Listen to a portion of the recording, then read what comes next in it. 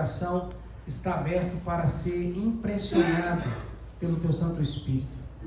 Mostra-nos, Senhor Deus, a Sua vontade por meio da Sua palavra. Ensina-nos, Senhor Deus, a Te amar mais, mas também reverenciar mais o Senhor, porque Tu és digno de toda a honra e toda a glória. Amém, Jesus. O amanhã para nós, ó Deus, é desconhecido. Como é desconhecido o amanhã?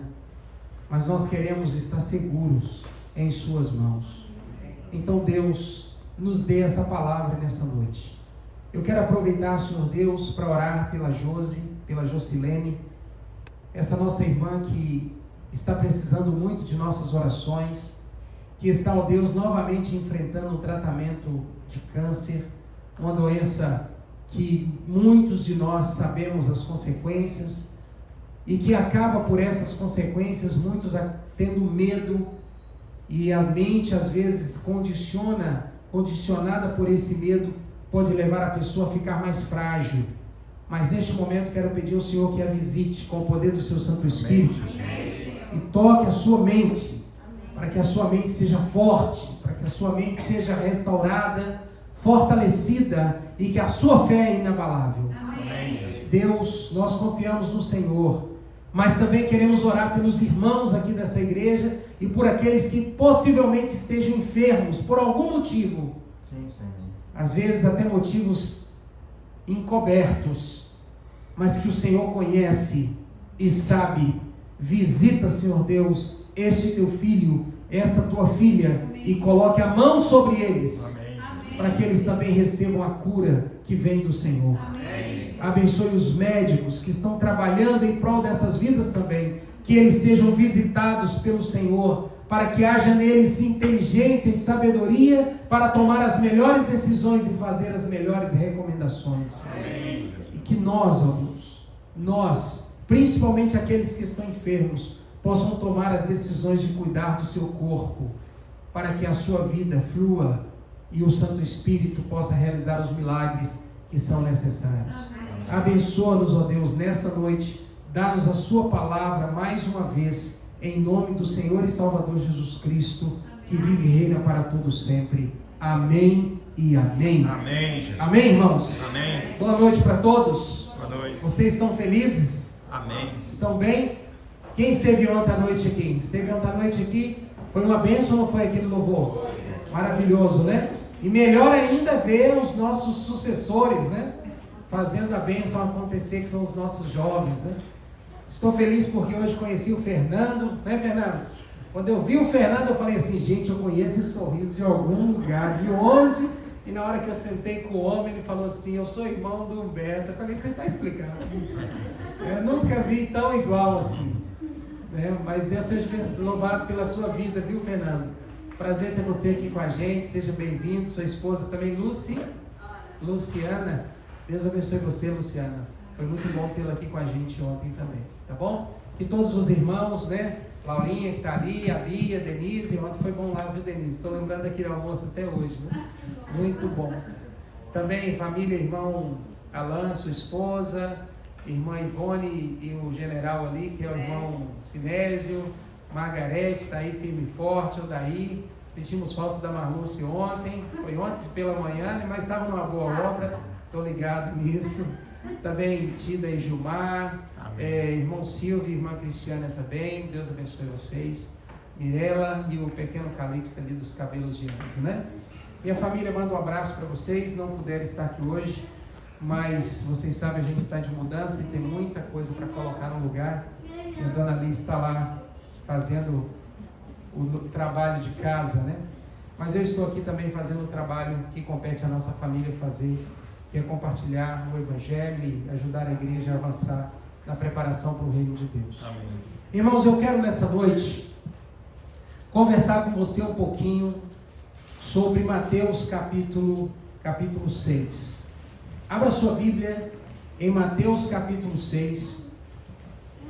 Mateus capítulo 6, versículo 25 até o versículo 34. Vamos fazer essa leitura. Eu tenho certeza que Deus vai falar ao seu coração, como todas as vezes quando leio esse texto, ele também fala ao meu coração. Ontem pela manhã, Eu falei um pouquinho desse tema, mas apenas dei uma pincelada muito rápida, porque o tema era o último acontecimento da história, que é a volta de Jesus. E nessa noite eu quero conversar com você um pouquinho sobre a vida. Sobre a vida. Quero começar fazendo uma pergunta a você. Você gosta de viver? Sim. Você gosta de viver? Sim ou não? Sim. Você gosta, Tita? Muito. Só um pouco, né? Estamos conversando sobre isso na vida pra cá. É mesmo? Você gosta de viver? O que representa viver para você? O que representa viver para você? Porque a gente às vezes fala assim, você gosta de viver? Gosto. Mas o que representa viver para você? O que seria viver? Que tipo de viver você gosta ao fato de dizer assim, eu gosto de viver? O que significa isso para você? O que é viver para você? O que é viver para você? Complexo. Hã? Complexo? Mas por que então que a gente gosta? Porque geralmente coisa complexa a gente não gosta, não é? Mas se a gente gosta de viver, por que você gosta de viver? Por que você gosta de viver? Porque é bom desfrutar o tempo de forma saudável. Porque é o quê? É bom desfrutar o tempo. Porque a vida é para ser o quê? Desfrutada. Amém? Amém. Para ser desfrutada. Quando Deus criou Adão e Eva, Ele deu para eles o que no jardim? A vida. A Bíblia diz que Deus, ao fazer Adão, soprou nas narinas de Adão o fôlego de vida e ele passou a ser uma alma vivente. Vendo Deus que Adão estava solitário, sozinho, vendo todos os animais que Deus havia criado, sendo dois, um macho e uma fêmea, Deus disse, não é bom que o homem esteja só. Far-lhe-ei uma ajudadora para tirar a paz desse homem, foi isso? Não foi. Foi para que ele pudesse viver a vida e desfrutar dela com alguém. Porque a vida, queridos irmãos, é o maior presente que eu e você recebeu. Ou eu estou falando algo contrário? Não. A vida é um presente de Deus, algo maravilhoso que Deus deu para mim e para você. E ela foi nos dada para ser vivida, e bem vivida, e desfrutada. Você sabia que Deus nos deu vida, não foi para trabalhar? Não. Deus não nos deu a vida para trabalhar. O trabalho do jeito que ele é hoje é fruto de quê, irmãos? Pecado. Do pecado. Então, que trabalho era o trabalho que Deus deu para Adão e Eva? O que o Gênesis diz? Cuidar do jardim. Pensa, o que é cuidar do jardim, gente? Quando a pessoa vai cuidar do jardim, o que tem no jardim? Planta, frutas. Tinha erva daninha lá? Não. Nem passava perto. Então só tinha o quê? Só beleza. Agora pensa o trabalho do Adão e da Eva. Só contemplar. Pegar rosa aí, cheirar, admirar. Olha que trabalho. Já imaginou você ganhar só para fazer isso, Alão? Não é verdade? Isso era pesado, irmãos? Isso era o quê? Prazeroso. Então a vida, ela é para ser vivida, desfrutada dentro de um ambiente de prazer. Então por que parece às vezes a vida ser tão pesada para alguns? Por que a gente levanta da cama muitas vezes já reclamando? Por que às vezes a gente levanta amaldiçoando? Não estou dizendo que vocês façam isso. Mas por que parece que às vezes a vida é tão pesada para alguns e parece ser tão leve para os outros? Eu tenho uma filha adolescente em casa e um outro pré-adolescente e um outro que já está passando de adolescente para jovem. E às vezes eles levantam e falam assim, ei, você acordou com quem, hein? Porque parece nada mais fazer sentido. Até alguma coisa que você fala, tem que pensar como vai falar. Porque os hormônios estão à flor da pele, né? Crescendo, não é mais criança, não é ainda jovem, e está no meio do caminho, e a mente amadurecendo um bocado de coisa, e eles levantam às vezes, e não sorrindo, às vezes levanta reclamando, mas nós também fazemos isso, sim ou não? Sim. Os adultos também fazem isso. E não é porque o hormônio está na flor da pele, não é porque estão em transição de fase. Quando Deus criou a vida foi nos dada para ser desfrutada. Eu faço uma pergunta para você: a sua vida tem sido um fardo ou um desfrute? A sua vida tem sido um fardo ou um desfrute? Porque o desfrute foi Deus quem colocou, sim ou não? Sim. Quando Deus te deu a vida, Ele deu a vida para ser uma bênção para você desfrutar, curtir, geral. Agora, por que às vezes a vida é um peso? Não é porque Deus quem colocou, é porque muitas vezes nós trazemos os pesos para a nossa vida. Eu não vou citar aqui que tipo de peso, mas às vezes a gente escolhe o companheiro errado, porque não ouviu conselhos. Às vezes a gente escolhe a companheira errada, porque não ouviu conselhos, não seguiu a regra dos 3, né? Às vezes a gente traz o fardo porque a gente entra numa dívida de um carro, porque olhou somente por onde? Só a beleza, mas a mecânica estava um desastre, e a gente, até a mulher falou assim: meu bem, não mexe com isso agora não. Mas aí vai lá o homem, né? E entra no carro e traz um prejuízo para a família por 2, 3, 4 anos. Ou às vezes nós trazemos pessoas para a nossa convivência. Quantos de nós, às vezes, na tentativa de ajudar, a gente não faz tudo para que um parente, um irmão, um primo, um tio, o vizinho, o meu amigo de infância vem para a América, aí a gente traz para dentro de casa e depois a gente amarga com isso que foi feito, porque ainda saímos como? Como ruins ou errado. Essa é a realidade daqui, é ou não é? Então muitas vezes a vida que Deus criou para ser um desfrute, ela acaba sendo um fardo, mas não é por causa de Deus, é porque nós não ouvimos muitas vezes como Deus gostaria que nós vivêssemos a vida. E como Deus gostaria que nós vivêssemos a vida? Está em Mateus capítulo 6. Olha o que diz, como Deus gostaria que nós vivêssemos a nossa vida. Vamos ler o versículo 25. Por isso vos digo, não andeis ansiosos pela vossa vida, quanto ao que haveis de comer ou beber, nem pelo vosso corpo, quanto ao que haveis de vestir. Não é a vida mais que o alimento, e o corpo mais do que as vestes?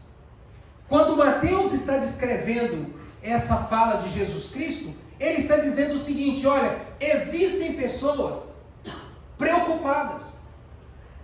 Existem pessoas que olham para a sua vida e veem, né, como um fardo.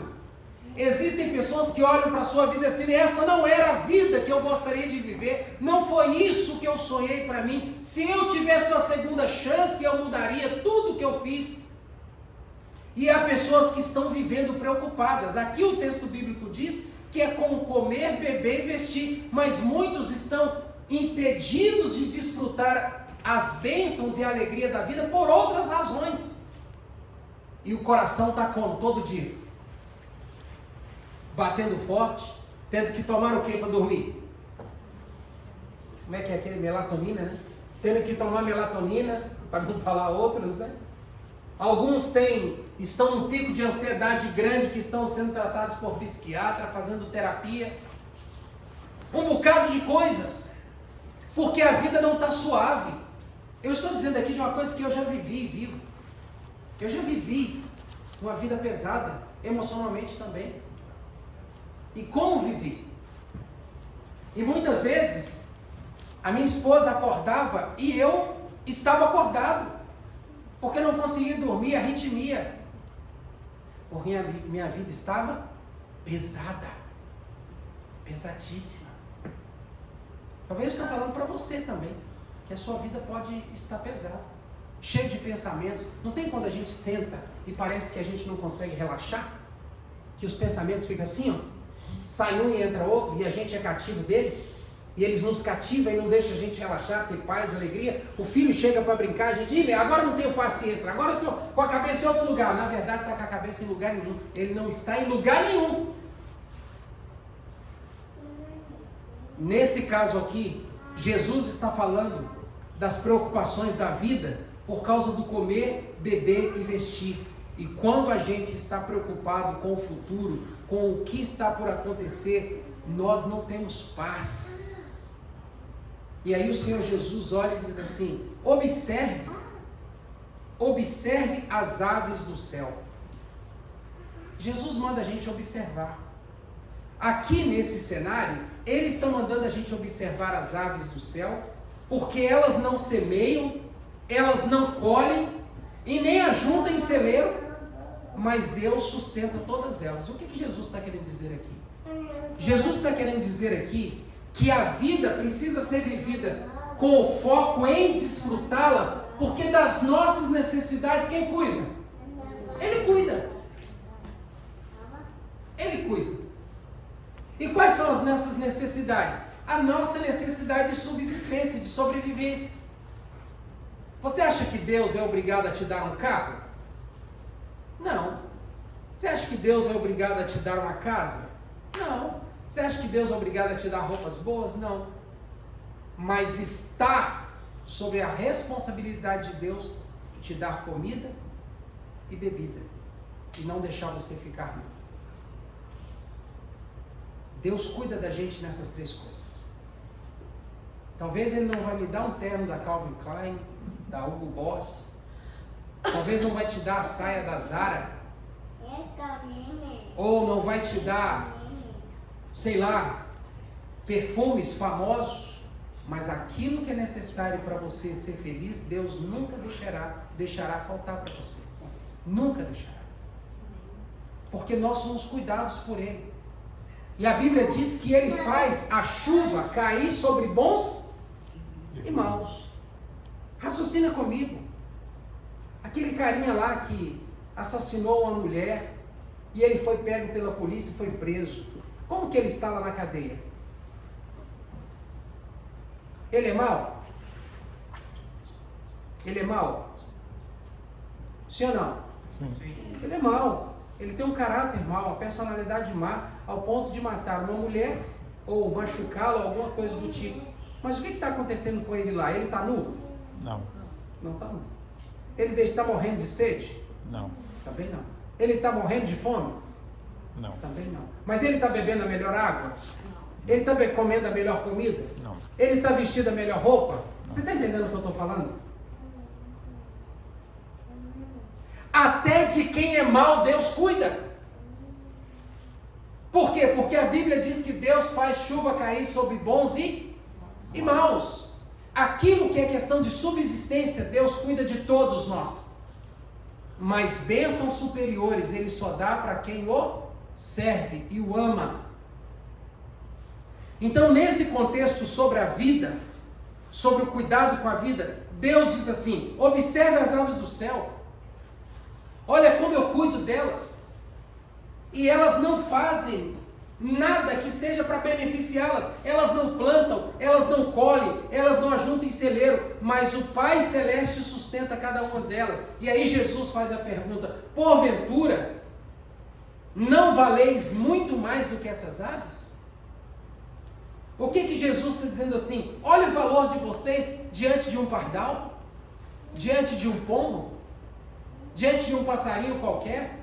Olha o valor de vocês. Irmãos, deixa eu dizer uma coisa para você. Se a sua mente é capaz de achar que Deus cuida de um pardal, mas Ele abandonou você, isso vai ser um fardo para a sua vida. Porque você vai se olhar e com quem que eu vou contar? Se Deus cuida do pardal, mas não cuida de mim, quem sou eu? Jesus está chamando a nossa atenção para o valor que nós temos para Deus. Se Ele cuida das aves, Ele cuidará também de mim, para que eu viva a minha vida desfrutando e não como fardo e não reclamando. E Ele vai mais longe. Qual de vós, por preocupado que esteja, pode acrescentar um côvado no custo da sua vida? Um côvado é em torno de 44 centímetros. Jesus usou essa expressão, essa medida, simplesmente para dizer o seguinte: olha, Ninguém pode acrescentar tempo à própria vida. Então você tem que vivê-la com toda a intensidade. E ele diz: e por que então andais ansiosos quanto ao vestuário? Considerai como crescem os lírios do campo. Quem gosta de lírio aqui? Eu acho o cheiro daquele negócio estranho, mas é bonito, né? Lírio, né? Aquele copinho branquinho, né? Tem de outra cor também? Eu só vi branco na minha vida. Eu não entendo muito. Muito bonito. E Jesus disse assim: considerai os lírios do campo, eles não trabalham, eles não tecem a própria roupa. Eu, contudo, vos afirmo que nem Salomão, em toda a sua glória, se vestiu como qualquer deles. Se Deus é capaz de alimentar o pássaro, se Deus é capaz de vestir o lírio, irmãos, fala sério comigo. Será que um ramo de lírio tem mais valor do que você para Deus? Se a sua mente leva você a questionar Deus, a questionar a bondade de Deus, porque tua vida está pesada, e aí a Bíblia olha para você e diz assim: ei, olha esse lírio, Deus o veste, vestirá você também. Você precisa entender isso. O quanto Deus te ama, o quanto a sua vida é importante, o quanto a sua vida é especial.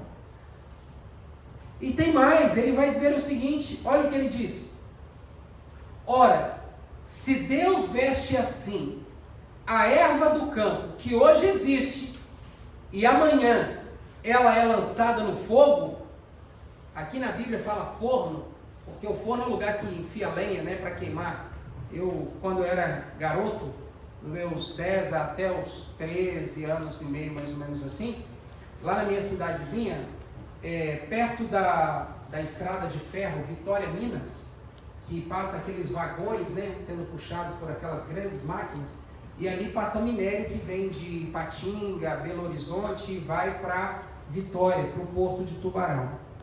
E ao lado dessas ferrovias existiam várias cerâmicas que faziam telhas, tijolos, etc. E eu trabalhei um bom tempo da minha infância e da minha adolescência fazendo tijolos e telhas nesse lugar. E o interessante é que ali, quando você faz a telha e o tijolo de barro cru, e ele seca, depois você tem que levar e colocar dentro do forno.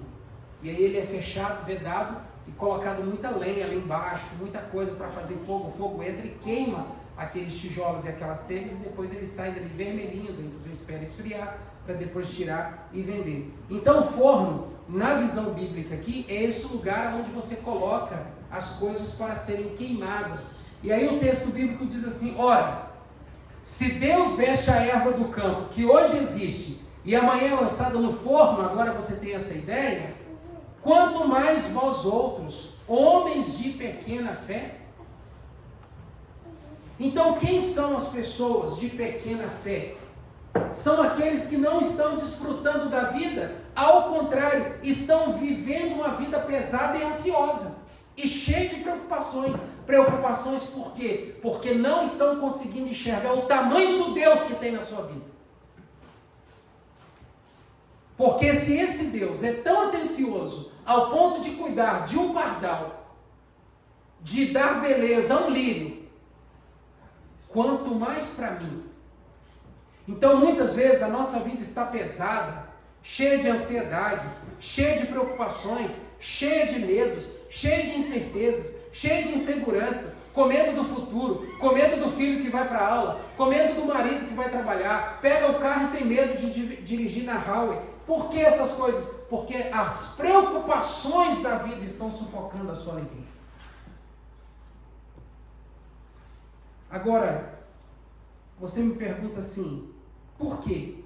Jesus disse, porque a nossa fé ela é pequena. E o que é uma fé pequena, irmãos? O que é uma fé pequena? O que é uma fé pequena? Você acha que quando Jesus diz assim, homem de pequena fé, ele está fazendo um julgamento? Ou ele está chamando a minha atenção? humana fez. Para quê? Para o tamanho da fé que eu tenho. Mas será que Deus precisa de uma fé grande para Ele fazer alguma coisa? Sabe por que não? Porque Ele diz assim, que a fé que Ele precisa é a sua. Do tamanho de um grão de mostarda. Então, se essas preocupações, se essas coisas tiram a alegria da sua vida e faz com que você não desfrute, será que a sua fé é do tamanho de um grão de mostarda? Deus precisa que ela seja pequena, pelo menos, do tamanho de um grão de mostarda. Isso para Ele é o suficiente. E de onde virá essa fé do tamanho de um grão de mostarda? Para que a sua vida seja uma vida mais prazerosa, que você possa desfrutar sem o peso das preocupações, das reclamações, das ansiedades. Olha o que o texto bíblico diz. Buscai, pois, em primeiro lugar. Irmãos, eu quero dizer uma coisa para você. Tudo aquilo que você coloca em primeiro lugar vai dar certo. Tudo aquilo que você colocar em primeiro lugar vai dar certo. Ah, pastor Marcos, eu não sei falar inglês. Sabe por quê?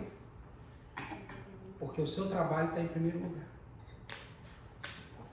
O inglês tem que vir no primeiro lugar. Ah, pastor Marcos, eu não consigo mudar o meu trabalho. Por quê? Porque empreendedorismo para você não está em primeiro lugar. Você está acreditando que você só serve para ser empregado, quando você deveria acreditar que você serve para ser o quê? Dono do seu próprio negócio. Porque tudo aquilo que a gente coloca em primeiro lugar não tem como dar errado. Porque tudo aquilo que a gente coloca em primeiro lugar, nós também dedicamos o que a Ele? Tempo e toda a energia para que Ele aconteça. Então Jesus está dizendo, sabe por que a sua vida não é um desfrute? Sabe por que a sua vida não é só alegria? Sabe por que a sua vida não é só paz? Sabe por que a sua vida é preocupação, é cansaço, é desespero, é medo, é reclamação e etc, etc. Tudo isso que pesa?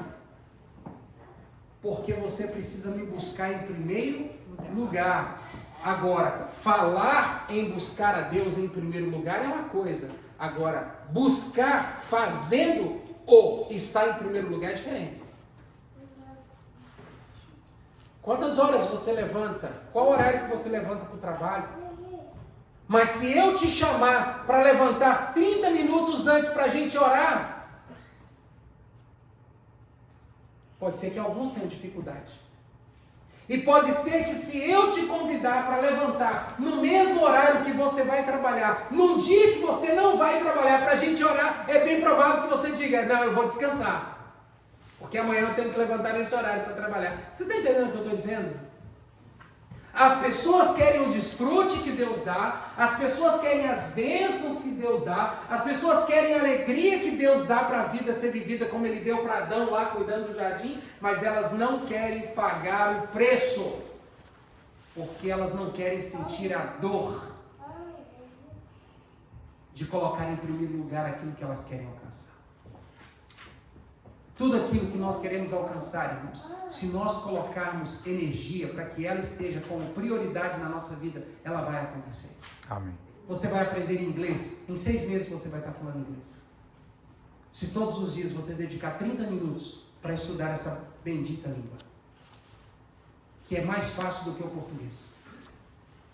O português é uma das línguas mais difíceis de aprender no mundo. E você fala fluentemente. Ah, mas eu nasci no Brasil. Ok, mas tem americanos que falam inglês tão bem quanto você. E alguns estão até nos corrigindo. Quantas vezes o Samuel, esposo da Tarley, a gente está conversando e alguém fala para ela, ei, essa palavra não é falada assim não, hein? E ele fala fluentemente o português e conta até piada em português. Coisa que para o americano é coisa difícil. E para nós muito mais fazer uma piada em inglês, para ter graça, né? Nada é difícil, irmãos. É porque a gente não coloca como prioridade, a gente não coloca em primeiro lugar. Eu fico tão feliz quando eu vejo alguém cuidando de si mesmo, cuidando da família, porque está colocando em primeiro lugar. Tudo aquilo que a gente coloca em primeiro lugar vai ter resultado positivo para nós.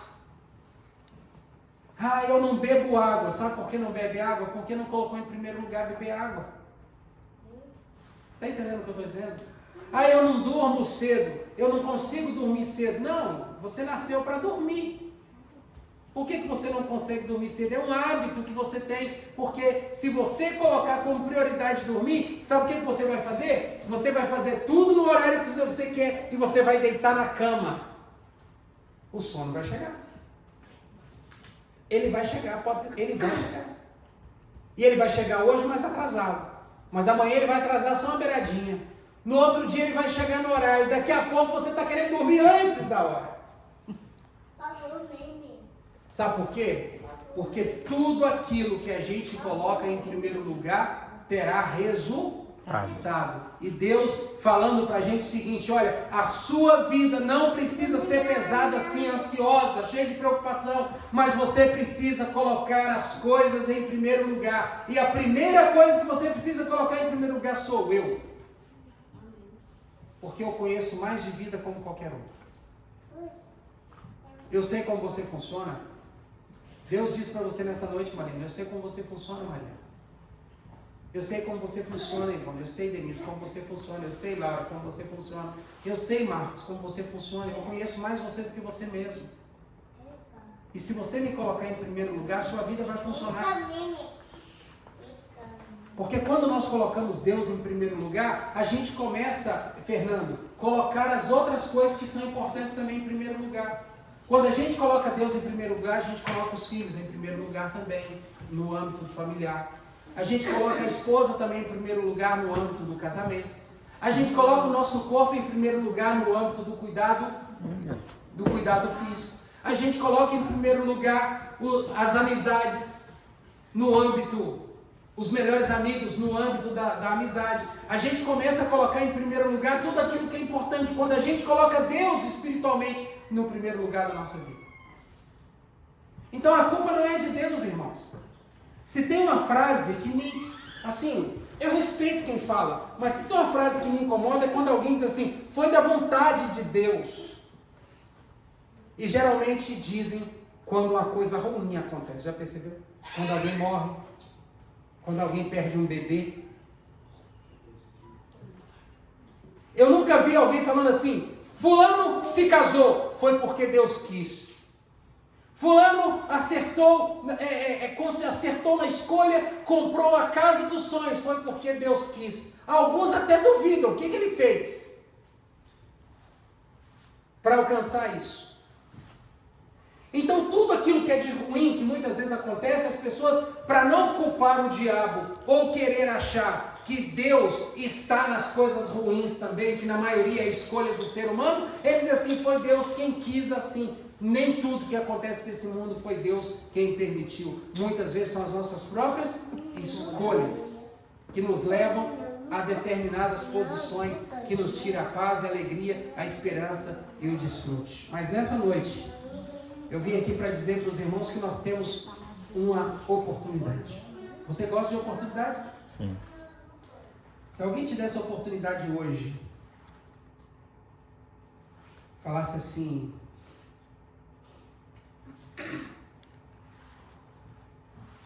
Gilmar, eu sei que você tem um trabalho estabilizado aqui, seus negócios estão fluindo, você está feliz com a Tita, tem seus familiares aqui, mas eu tenho uma oportunidade maior para você.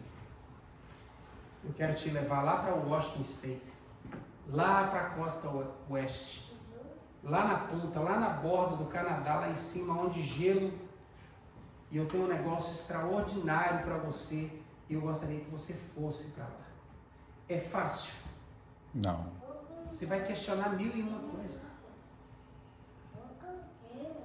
Nós temos dificuldade de acreditar nas oportunidades, mesmo quando elas parecem ser muito boas, porque nós temos a capacidade também de nos acomodar. Mudança para a mente humana é um negócio muito difícil, irmãos, porque o nosso cérebro ele é preguiçoso. Tudo que você faz na sua vida é hábito. Tudo, tudo. Pensa numa coisa aí, me dá uma coisa aí que é um hábito. Fala uma coisa. Hã? Leitura. Todo mundo lê? Não. Mas se todo mundo começar a ler, o que vai acontecer? Vira hábito. Ele vai virar um hábito. Todo mundo vai começar a ler. Por que então que nem todos leem? Porque o nosso cérebro é preguiçoso, ele não quer sentir dor. E toda habilidade que um ser humano aprende é como se o seu cérebro expandisse, isso gera dor. Então, para a gente colocar Deus, colocar as coisas importantes da nossa vida em primeiro lugar, em cada uma de suas áreas, nós vamos ter que sentir dor. E ninguém quer sentir dor. Você gosta de sentir dor? Não. Aí alguns falam assim, não gosto de sentir dor. Aí o cérebro dele diz, então não vai para a academia. Então não vou. Porque quando você começa a fazer o quê? Você começa a levantar ali. Quem aqui vai à academia ou já foi à academia alguma vez? A gente nunca começa com um peso grande, né? A gente começa com um pequenininho, né? Aí a gente fala assim, nossa, esse negócio pequenininho, daí a pouco aumenta, sem instrução do profissional, chega em casa como? No outro dia está como? Todo dolorido, né? Doeu, não doeu? Até com a instrução do profissional. Até com a instrução, todo dolorido. Aí ele fala assim, não, eu não vou mexer com isso mais, não. Aí ele fala assim, não, mas eu vou. Aí ele vai, no outro dia ele já chega assim, está doendo só aqui. Aí no outro dia ele fala, nossa, não está doendo quase nada. Nossa, daqui a pouco, o que acontece? Ele começa a se habituar e ele começa a ver o quê? Os resultados dos músculos, o que nele? Crescendo, se fortalecendo. Mas antes disso, ele teve que sentir o quê? Dor. Então, tudo nessa vida, irmãos, que gera crescimento, vai gerar dor também. E muitas vezes a gente não quer ter a dor de colocar Deus em primeiro lugar, que é levantar 30 minutos antes de sair do trabalho. Quer colocar Deus dentro da família, fazendo culto com a família. Quer cuidar do corpo, quer cuidar do estômago, quer cuidar da mente. Tudo isso gera dor e muitas vezes a gente não quer sentir dor. Então o nosso cérebro diz assim, deixa isso para lá. Depois você faz. Depois você estuda. Inglês para quem? Você já tem trabalho, você consegue falar com as clientes. Você já sabe tudo do seu trabalho. Se ela perguntar hi, você também diz hi. E inglês é por intuição. Você imagina o que ela está dizendo e responde, vai dar tudo certo.